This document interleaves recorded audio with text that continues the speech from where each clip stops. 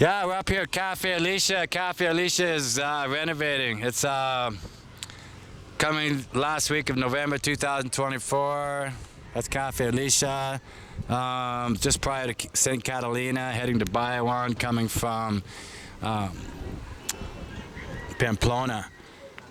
And I'm with a foreigner friend who's from Nigeria, very successful businessman.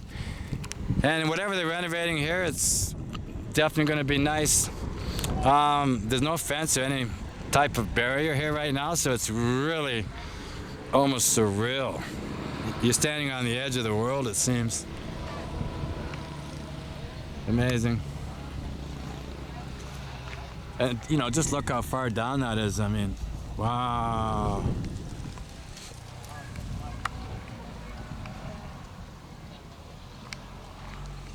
Yeah, it feels like you're on top. It feels like you're on the edge of the world here, eh? Really on top of it. Really. Like you can see almost all the world. Mm-hmm. Wow. A lot of vastness. I know it's really odd without any barrier or fencing. Wow, what an odd feeling. It's great. There's a beautiful little chapel here, which we'll be going down to take some pictures up there.